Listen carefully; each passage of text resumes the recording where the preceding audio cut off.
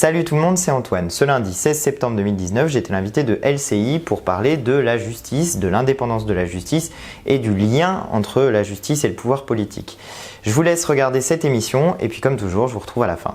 9h Galzier, deuxième partie, bienvenue à ceux qui nous rejoignent. La question du jour, quel est le point commun entre Patrick Balkany et Jean-Luc Mélenchon ?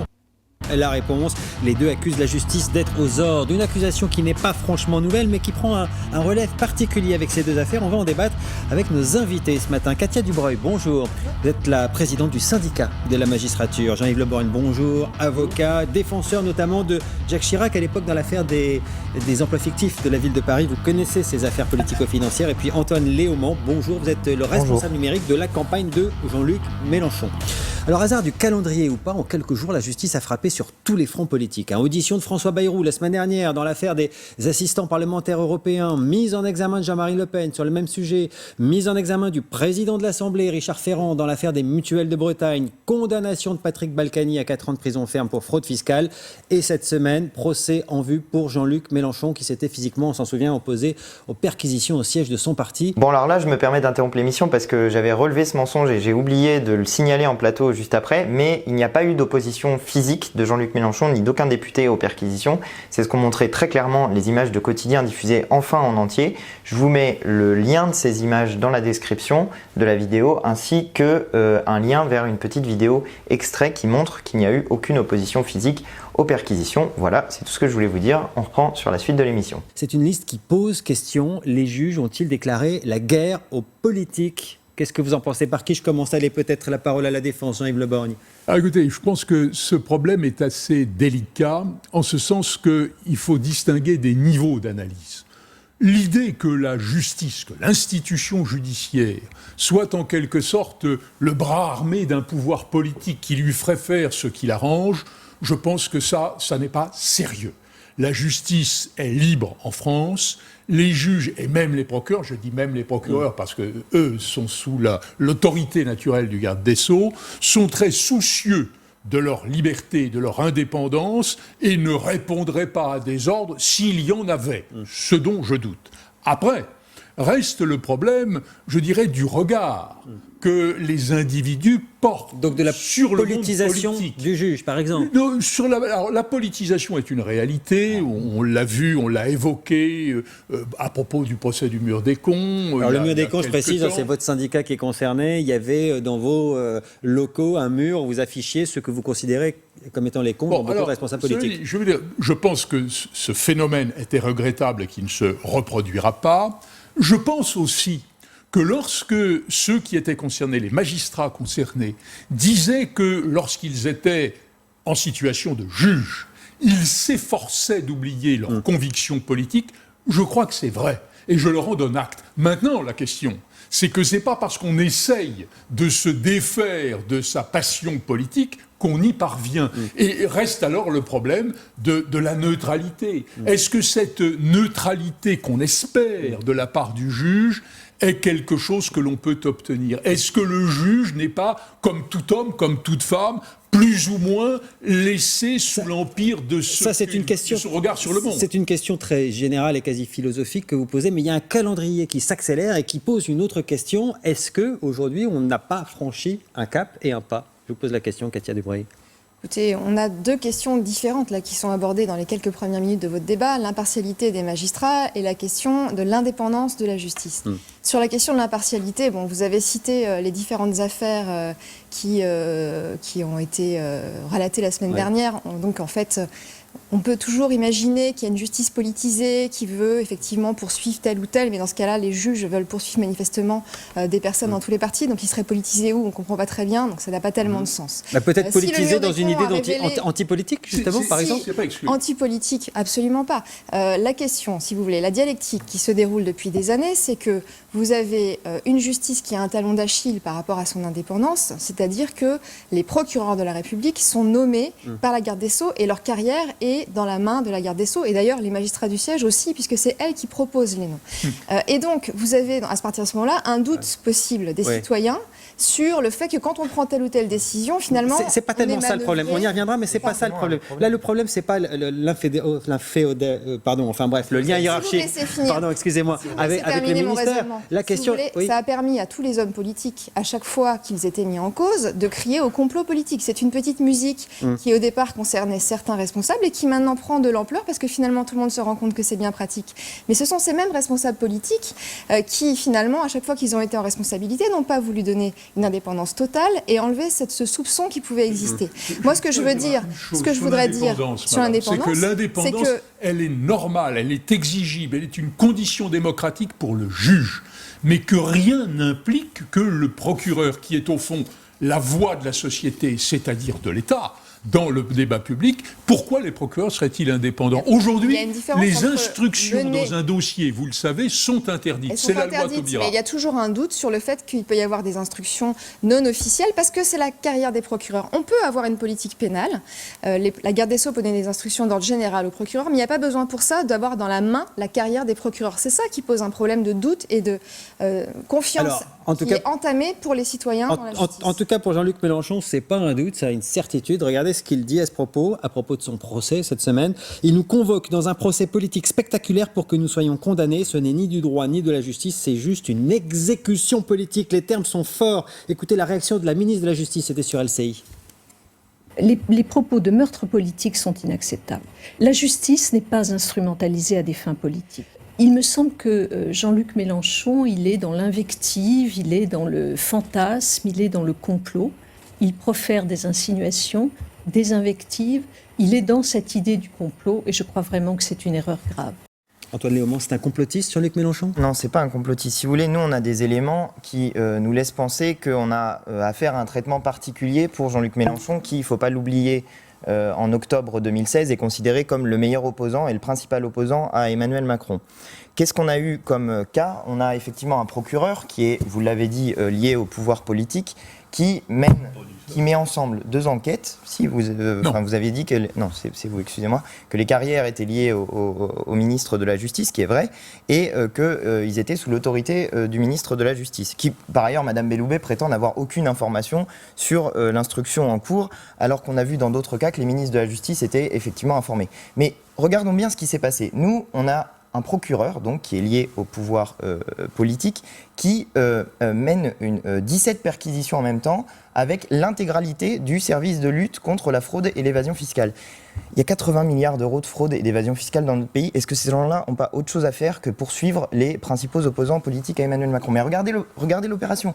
Osez me dire, s'il vous plaît, que ce n'est pas une opération disproportionnée au regard de ce que nous sommes. On a subi une opération qui est celle de narcotrafiquants ou de terroristes. Katia Librey. Nous, ce que nous disons par rapport aux affaires qui sont sensibles, dans lesquelles, par exemple, on va avoir accès à des données d'un parti politique, comme c'était le cas pour la perquisition chez Jean-Luc Mélenchon, chez LFI, etc., qu'il est toujours, justement, au vu du statut actuel du parquet, comme il peut toujours y avoir des questionnements citoyens sur les raisons pour lesquelles une enquête est lancée ou non, c'est bien qu'un juge d'instruction, dans une enquête où effectivement les choses sont contradictoires, on a accès aux pièces du dossier, le juge d'instruction pour le coup n'a aucun lien effectivement avec l'exécutif, c'est mieux que ce soit un juge d'instruction. Ça, c'est une chose. Par contre, ce qu'on entend depuis une semaine de la part de LFI et de Jean-Luc Mélenchon, c'est complètement, ça part dans tous les sens, c'est absolument n'importe quoi. On amalgame des choses qui n'ont rien à voir. Est-ce que vient de dire monsieur sur le côté disproportionné, par exemple ? Ça vous a choqué vous aussi quand vous avez vu les images ? Le déroulement même de la perquisition. La perquisition, il y a différentes façons de les faire en fonction de la plus ou moins grande dangerosité présumée des personnes chez qui on va. En l'occurrence, on n'a pas cassé la porte, on n'a pas... Voilà, la perquisition, ça peut être quelque chose de très violent, avec de la violence légitime, hein, mais quand on estime qu'il y a des risques. Là, ce n'était pas le cas en l'occurrence. Voilà, donc sur cette côté disproportionné, pas forcément. En revanche, voilà, ce qu'on disait, c'est que l'instruction était la meilleure procédure. Par contre, ce que je veux vous dire, c'est que depuis une semaine, on entend absolument tout et n'importe quoi. On entend que, en fait, les juges... Enfin, on mélange des actes de juge d'instruction, par exemple, une mise en examen de M. Ferrand, avec lequel M. Mélenchon se sent manifestement solidaire, pour dire que tout cela, c'est un complot. Alors que les juges d'instruction font des actes dans des dossiers d'instruction. Il a dit qu'il n'avait plus confiance dans la justice, et au regard de ce que nous avons à subir, je le comprends. Moi, chez moi, j'ai été perquisitionné. On a saisi mes mails depuis 2009. J'ai commencé à travailler pour M. Mélenchon en 2013. En quoi intéresse la justice mes mails de 2009 à 2013? Est-ce que ça fait partie d'une procédure qui est intéressante pour la justice? Mais revenons sur le fond. Je suis désolé, nous subissons quoi? Nous subissons des perquisitions, 17 perquisitions avec 100 policiers en armes, en gilets et pare-balles. Laissez-moi finir. Sur la base de quoi? De dénonciations de personnes qui sont dérangées, de Madame Montel, eurodéputée d'extrême droite, qui a accusé 17 personnes, et c'est nous seuls qui subissons des perquisitions. Et il n'y a, laissez-moi finir, il n'y a aucune preuve, il n'y a aucun élément. Mais il y aura un procès. Monsieur Laugereau, je n'ai aucun élément sur l'enquête elle-même. Monsieur Laugereau, ce que je peux dire, c'est que quand on conteste un acte d'enquête, il y a des voies de droit. S'il vous plaît, moi j'essaye de vous laisser finir sans vous interrompre. Non, c'est qu'on avait dit qu'on pouvait interagir. Oui, mais j'essaye de laisser développer les arguments des autres. Mais là, je crois qu'on vous a entendu. Peut-être Monsieur Lebrun n'a pas encore parlé là-dessus. Il y en a un deuxième. Monsieur Laugereau, qui était le président de la commission des comptes de campagne, il a validé les comptes de campagne de Monsieur Mélenchon. Et ensuite, il les dénonce. Et juste après, il reçoit une augmentation de 57%. C'est pas le sujet de cette perquisition. Monsieur Jean-Yves si, Lebrun. c'était le sujet de la perquisition. Je crois, si vous permettez, monsieur, je crois qu'il ne faut pas confondre la légitimité d'une poursuite pénale qui peut être mise en cause, c'est ce qu'on appelle la défense, et c'est ce que fait monsieur, au nom de monsieur Mélenchon, ce que je comprends parfaitement, ce que je fais moi-même quand je défends quelqu'un, avec la légitimité de l'existence de la justice et du statut similaire de tout le monde devant la justice. Alors, il y a quand même... on n'est pas traité vous comme les permettez, autres. monsieur, parce qu'à force de finir, vous parlez tout seul. Il y a un problème quand même, qui est celui du regard du monde judiciaire sur le monde politique. Et alors là, j'oublie les problèmes d'éventuelles passions politiques, de neutralité, c'est même pas ça. Je pense que d'un point de vue philosophique, le monde politique est un monde transgressif, est un monde qui veut changer l'organisation de la société, tandis que par définition, le monde judiciaire, qui est dans le respect de la norme, dans le respect de la loi, est un monde conservateur. Est un monde qui, dans une certaine mesure, même quand on est à gauche, madame, est un monde conservateur. Et c'est là qu'il y a effectivement une sorte de différence qui fait problème, mais je pense qu'il faut que le juge la domine. François Hollande le disait avec des mots un peu différents. On se souvient de ce livre, un président ne devrait pas dire ça. Moi, j'aurais été une fois dans ma vie d'accord avec François Hollande. Peut-être n'aurait-il pas dû dire ça. Cette institution, il parle de la justice, qui est une institution de lâcheté, parce que c'est quand même ça. Tous ces procureurs, tous ces hauts magistrats, on se planque, on joue les vertueux, on n'aime pas la politique. La justice n'aime pas le politique, c'est vrai? Vous n'aimez pas le politique? La justice n'aime pas le politique? Ça n'a aucun sens. Les juges, comme le disait, alors si on peut analyser le fait que des juges veuillent rechercher et poursuivre des infractions lorsqu'ils ont des éléments pour ça, comme le fait qu'on soit conservateur. Moi, pour ma part, je pense qu'il s'agit d'une question d'égalité devant la loi. Quand on fraude le fisc, eh bien, il y a des sanctions pénales. Quand on commet des infractions liées à de la corruption, etc., c'est une infraction pénale et les magistrats la recherchent. Les propos philosophiques englobant sur le conservatisme contre le progressisme, j'avoue que là, je suis pas question. Alors, on va sortir de la philosophie, on va revenir sur du concret. Deuxième exemple, c'est plus Jean-Luc Mélenchon, mais vous pouvez continuer à réagir. C'est Patrick Balkany. Regardez ce qui se passait hier devant sa mairie. Voilà, libérer Patrick, évidemment, ce sont les soutiens du maire de Levallois qui a écopé, je vous le rappelle, d'une peine de 4 mois de prison ferme pour 4 ans de prison ferme pour fraude fiscale, et il vient de passer sa 3e nuit en prison. La question que se posent ces personnes et que se posent d'autres personnes qui n'étaient peut-être pas devant la mairie, mandat de dépôt, prison, est-ce que c'est un traitement, j'allais dire, de faveur, si on peut parler comme ça, pour Patrick Balkany, ou est-ce que ce aurait été le cas de n'importe quel justiciable? Parce que le cœur de la question est là. Est-ce que les responsables politiques sont traités comme les autres? Écoutez, ça n'a pas tellement de sens de vouloir toujours analyser une décision de justice comme si elle devait répondre à un débat de société. Une décision de justice, et donc on a tout un tas de commentateurs qui viennent vous analyser un dossier qui ne connaissent pas. C'est pas ma question. Est-ce que Patrick Balkany a un traitement de faveur, entre guillemets? Non, mais ce que je veux dire, c'est qu'une décision de justice, ça se prend en fonction de circonstances de l'infraction, de personnalité de l'auteur, etc. Vous avez tous les jours des gens qui sont condamnés avec des mandats de dépôt et qui vont en prison. Et d'autre part, quand la justice prononce une peine lourde de 4 années d'emprisonnement, souvent il y a un mandat de dépôt. Et d'ailleurs, souvent les gens qui prennent 4 ans de prison... Vous pensez que la justice avait peur qu'ils partent au Venezuela ou je ne sais où? Les gens qui prennent 4 ans de prison, en général, sont déjà en détention provisoire, parce que souvent, quand on pense que la personne a commis des faits aussi graves, elle est en détention. Oui. Je ne veux pas intervenir sur le fond du procès Balkany, d'ailleurs je ne connais pas le dossier suffisamment pour dire quoi que ce soit. Ce qui me paraît à l'évidence, et là je ne suis pas du tout d'accord avec vous, madame, ce qui me paraît à l'évidence claire, c'est que le mandat de dépôt est stupéfiant. L'appel est suspensif de l'exécution de la peine. C'est-à-dire que la notion de présomption d'innocence va et vaut jusqu'à la Cour de cassation. Alors qu'il y ait de temps en temps des mandats de dépôt, vous l'avez dit, c'est vrai. Non, oui, mais non, c'est pas si fréquent. C'est pas si fréquent que ça, le mandat de dépôt, excusez-moi. Non, c'est assez rare, le mandat de dépôt. Et c'est prononcé dans quelles circonstances? Lorsque l'on pense que la personne que l'on condamne va se soustraire à l'action de la justice. Quand il s'agit de quelqu'un qui a plus de 70 ans, qui s'est présenté à toutes les convocations de justice, on ne comprend pas très bien le sens de ce mandat de dépôt, sauf dans une hypothèse qui consiste à dire, in fine, il est probable qu'il n'aille pas en prison, que la cour d'appel change la peine. Eh bien, on aura donc au moins donné une sorte de signification à ce jugement de première instance. C'est-à-dire que quelque part, on aura volontairement fait échec à la présomption d'innocence. Et ça, je trouve que c'est dommage. Ça doit faire un certain temps, vous n'êtes pas allé en comparution immédiate quand même, Maître Le Borgne. On a vu Jean-Luc Mélenchon voler au secours de tous ses ennemis politiques. Non, absolument pas, on n'a pas vu ça. Je ne sais pas pourquoi vous dites ça, parce que ça n'est pas arrivé. Si, quand il dit Monsieur Ferrand, il va avoir droit au... Non. Il est vous avez pas on peut entendu. l'écouter si vous voulez, Jean-Luc Mélenchon sur Richard Ferrand. Faudrait l'écouter en entier. Ah bah en entier, ce qu'il dit, il le dit. Une question lui est posée pour savoir s'il demande la démission de Monsieur Ferrand. Et il dit, écoutez, moi désormais, je n'ai plus confiance dans la justice de mon pays. On va juger sur pièce. On juge sur pièce et puis mais passez le passage en entier. Allons-y. Ça dure 2 minutes. Écoutez, il y a de quoi comprendre. Je ne sais rien sur cette affaire, mais je tiens à ce que tout le monde sache que je ne crois personne. Je ne crois pas les juges, je ne crois personne. Voilà, alors j'attends, et je n'ai pas confiance dans la justice. Alors pour terminer le tableau, donc comment voulez-vous que j'ai une opinion? Existe dans ce pays une chose qui s'appelle la présomption d'innocence. Je sais que ça compte pas, hein. Et le pilori est dressé. Donc Monsieur Ferrand va être mis au pilori pendant plusieurs jours, peut-être une grande semaine. Voilà, il va être mis au pilori de la justice. La justice, c'est un pilori pour Jean-Luc Mélenchon. Surtout de l'ensemble qui fait que forment la justice et les médias. Mais si on veut voilà, donc il n'y a pas besoin d'explication. Non, mais si on veut revenir sur l'affaire Balkany, puisque c'était ça le sujet initial, l'affaire Balkany, il s'agit de quoi? Il s'agit de fraude à l'impôt. Et d'ailleurs, j'ai vu que Madame Balkany disait aucun euro d'argent public n'a été mis en cause. Je suis désolé d'apprendre à Madame Balkany que la fraude à l'impôt, c'est de l'argent public. Hein, c'est de l'argent public qui rentre pas. Donc c'est pas de l'argent dépensé, mais c'est de l'argent qui rentre pas.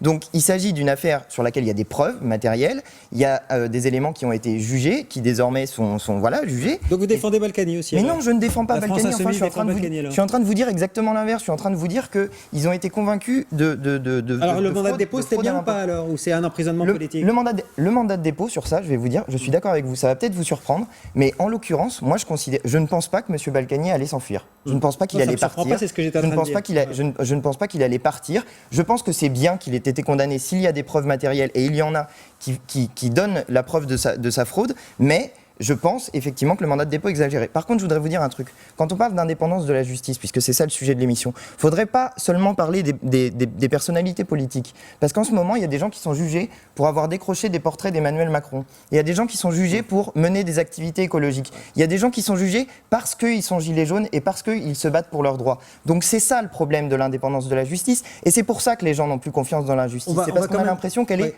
politique et qu'elle sert les intérêts du pouvoir. Je reviens sur ce cas Balkany. Brice Hortefeux, ancien ministre de l'Intérieur, dit « La justice doit être juste, pas exemplaire ». Ici, on a fait un exemple avec ce mandat de dépôt? Écoutez, encore une fois, c'est toujours vouloir mettre dans la bouche des juges des choses qui n'y sont pas. Non, mais je vous pose la question, vous, en tant que magistrate, est-ce que vous considérez qu'il était utile de faire un exemple pour le bien public? Parce que vous considérez que c'est un élu et que c'est grave. Un exemple. Je vous pose la question, est-ce que c'est un exemple, un mandat de dépôt dans une affaire comme celle-là? Moi, je ne commenterai pas une décision de justice dans une affaire que je n'ai pas suivie. Et les juges n'ont pas voulu faire un exemple. Ils ont prononcé la peine qui leur a passé juste avec le mandat de dépôt parce qu'ils ont estimé que c'était nécessaire. Ça ne veut pas forcément dire qu'ils pensaient qu'il allait prendre la fuite. Ça veut dire qu'ils ont pensé qu'il fallait que la peine soit exécutée immédiatement. Et donc, on n'a pas à faire des commentaires sur l'exemple, pas l'exemple, la sévérité. Si, c'est le cœur du sujet. On compare des choses qui n'ont absolument rien à voir entre elles. Ce que les Français se demandent, c'est est-ce qu'on a voulu faire un exemple ou est-ce qu'il est jugé comme tout le monde? C'est ça que les Français se demandent, votre avis? Mais ça ne veut rien dire juger comme tout le monde, puisque dans chaque circonstance de fait, de personnalité du prévenu, il y a une réponse pénale. Mais M. Le Borgne n'est pas totalement d'accord avec vous. Le problème de l'homme politique, lorsqu'il comparaît en justice notamment, c'est que les feux des projecteurs de l'actualité sont sur lui et que son procès n'est pas le procès de l'anonyme. Son procès est suivi par tous. Ce qui, quelque part, crée la tentation de l'exemple, parce qu'il faut faire connaître à l'opinion publique, à travers des gens auxquels elle s'intéresse. Si c'est monsieur personne que personne ne connaît, à ce moment-là, ça n'a pas d'intérêt. Et je pense que rien n'est plus étranger à la justice qu'un exemple. Parce que ça fait penser à ceux qui étaient fusillés pendant la Grande Guerre, pour l'exemple, de manière à faire peur aux autres. C'est ça l'exemple, c'est faire peur aux autres. Alors, je ne me prononce pas, encore une fois, sur le procès Balkany, sur le fond, sur la culpabilité ou l'innocence. Je ne saurais le faire, mais je pense que ce mandat de dépôt était une manière de sévérité supplémentaire qui équivaut à une notion d'exemplarité. Alors, en tout cas, il y a une question qui se pose autour de ces affaires-là, et peut-être celle de M. Balkany en particulier, c'est la légitimité, j'allais dire, de l'élection. Écoutez ce qu'en dit Brice Hortefeux, ça pose quelques questions, je pense que vous serez intéressé de répondre. Le régulateur dans une démocratie, c'est l'électeur. Si l'électeur pense que leur élu est efficace, leur élu est juste, ça ne veut pas dire que la justice ne doit pas naturellement se prononcer, mais le régulateur, c'est le peuple. Le régulateur, c'est le peuple, c'est pas le juge, dit Brice Hortefeux. Votre réaction? Écoutez, il y a une séparation des pouvoirs, c'est évident. Donc il y a les élections, la légitimité démocratique des institutions, du Parlement et puis le gouvernement, le président de la République, et puis il y a la justice. Et ce qui est important, c'est qu'il y a un équilibre. À la légitimité électorale d'une certaine manière. Il ne se substitue. J'ai pas entendu ça dans ce qu'il a dit, mais le juge ne se substitue pas. Lorsqu'il y a des infractions qui sont commises, et alors j'entends aussi beaucoup parler de calendrier de la justice, qui va juger telle affaire à tel moment, et que l'affaire Fillon à quelques jours des municipales. Sauf que c'est absolument absurde. Déjà que la justice n'arrive déjà pas à fonctionner facilement dans ces affaires justement financières parce qu'on a un déficit énorme d'enquêteurs de police qui doivent faire dans les enquêtes. Donc le procès Fillon à quelques jours du premier tour des municipales, c'est un hasard. Elle met souvent des années malheureusement pour venir à bout d'un certain nombre d'affaires. Sylvie Goulard, et donc elle ne peut pas s'arrêter. Ça fait 2 ans qu'elle est sous enquête, elle a dû démissionner. Le jour où elle est auditionnée pour être commissaire européenne, c'est ce jour-là où la justice veut l'auditionner. Oui, écoutez, 2 ans plus tard, c'est un hasard? Oui, c'est un hasard. C'est-à-dire que la justice, elle suit son cours. Et justement, il y a une séparation, comme vous le dites, des pouvoirs. Et donc, comme je le disais en tout cas. Et donc, la justice suit son cours. Et si on devait s'arrêter à chaque fois qu'il va y avoir bientôt une échéance électorale, ou que ça vient d'être passé, ou que c'est demain, etc., on arrêterait de fonctionner. C'est pas ça dans pour conclure, le juge est conscient de l'impact de son action. Et s'il est normal que la justice passe, comme on dit, c'est-à-dire qu'elle ne s'arrête pas devant l'événement politique, sociologique, électoral, il faut néanmoins maîtriser le timing et l'agenda et trouver la convocation à la date qui est la plus neutre, c'est-à-dire celle qui perturbe le moins le fonctionnement de la démocratie. Pour éviter en tout cas ce genre de questionnement légitime aussi de la part des... Vous vouliez rajouter un mot de conclusion? Une toute petite chose. Il n'y a pas un monde idéal dans lequel les juges ne sont pas des êtres humains et sont des robots qui prennent des décisions neutres et voilà. Nous, on a un sujet, vous parlez des dates, on a un sujet quand même. C'est une conclusion. Oui, c'est très court. Ouais. Il y a eu des fuites dans la presse à 3 jours des élections européennes. Quand des juges font des fuites dans la presse à 3 jours des élections européennes, au bout d'un moment, on est en droit de penser. Quand on reçoit je vous laisse la responsabilité de vos propos. Quand on reçoit les convocations dans la presse et pas dans nos boîtes aux lettres, vous admettrez qu'il y a quand même un problème avec la justice. Bon, voilà, je pense que avec la presse. Voilà, comme toujours, j'espère que ce que j'ai dit dans cette émission vous a plu, vous a intéressé, que c'était convaincant. Si c'est le cas, n'hésitez pas à mettre des pouces bleus et à partager cette vidéo sur les réseaux sociaux. Je vous invite également à vous abonner à ma chaîne si vous ne l'avez pas encore fait. Ça se passe quelque part par ici. N'oubliez pas de cliquer la petite cloche pour recevoir des notifications. Et en attendant, moi je vous dis à très bientôt pour de nouvelles vidéos. Allez, salut!